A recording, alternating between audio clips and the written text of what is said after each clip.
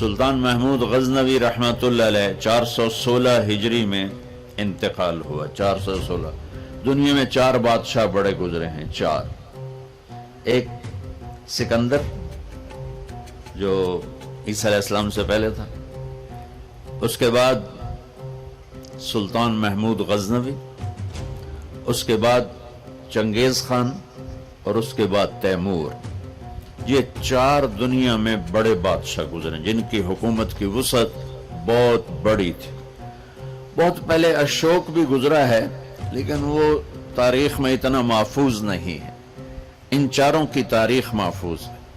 1974 میں 416 ہجری 1974 کوئی 1000 سال کے قریب گزر چکا ہے.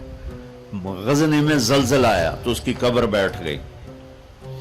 تو اس وقت ظاہر شاہ مرحوم کی حکومت تھی، تو انہوں نے کہا بھئی قبر کو دوبارہ بناؤ. تو جب قبر کو کھولا گیا تاکہ دوبارہ بنایا جائے تو آپ حیران ہوں گے اس کا کفن بھی میلا نہیں ہوا تھا اور اس کا جسم صحیح سلامت پڑا تھا. وہ مسجد کا امام نہیں تھا، کسی خانقاہ کا پیر نہیں تھا، کسی مدرسے کا وہ مفسر محدث شیخ الحدیث نہیں تھا، کسی کونے میں بیٹھ کے اللہ اللہ کرنے والا نہیں تھا. دنیا کے 4 بڑے بادشاہوں میں ایک بادشاہ گزرا ہے. اور حکومت کتنے کی؟ 33 سال. 33 برس کی حکومت کر کے 1000 سال کے بعد قبر پھٹی تو اس کا جسم ایسے تھا جیسے ابھی کوئی قبر میں رکھ کر گیا ہے.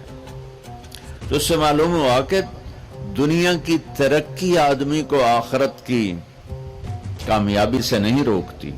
اپنا غلط استعمال انسان کو آخرت میں بھی ناکام کرتا ہے اور اللہ کی بارگاہ میں بھی اسے ذلیل کرتا ہے.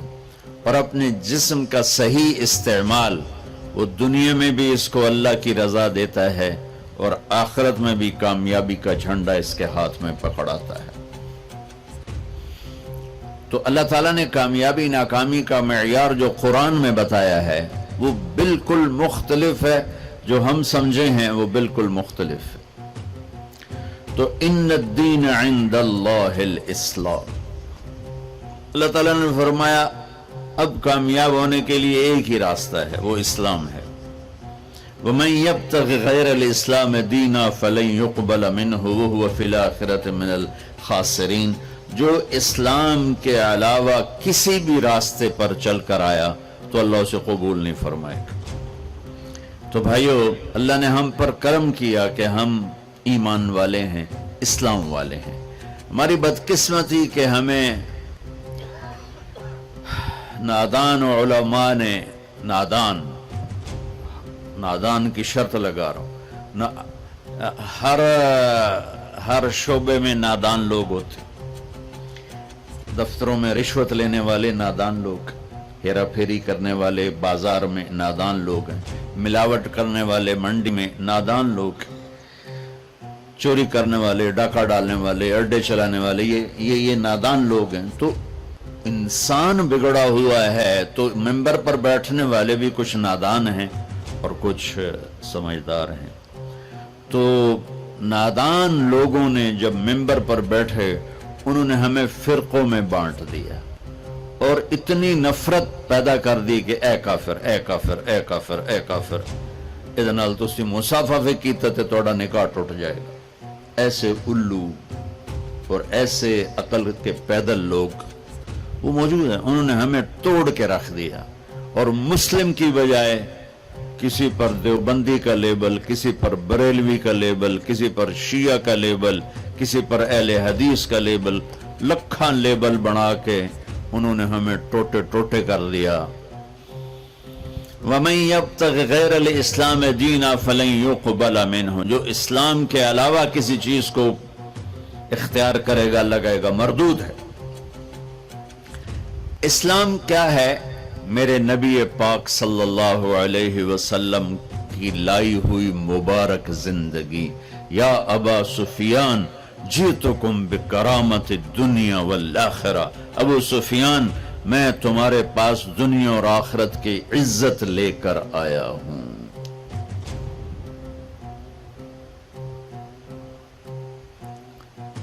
وجعل الذل والصغار لمن خالف امری، جو میرے اس راستے سے ہٹے گا اللہ اسے ذلیل کر دے گا۔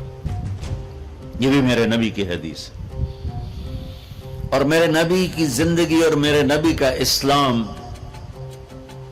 تھوڑے سے وقت میں آپ کو سارا بتا دیتا ہوں، سارا مختصر۔ اسلام شروع ہوتا ہے عبادت سے اور مکمل ہوتا ہے اخلاق پر۔ یہ بلڈنگ مسجد ہو یا مندر ہو یا گھر ہو یا گردوارہ ہو یا گرجا ہو،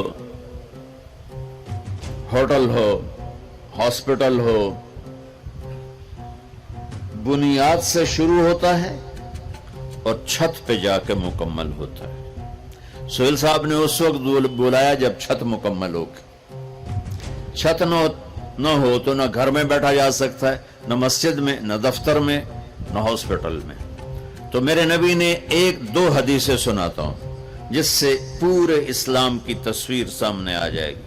آپ نے فرمایا بنی الاسلام علی خمس، اسلام کی بنیاد، آ گئی بنیاد، عمارت سے تشبیہ دی ہے، عمارت سے۔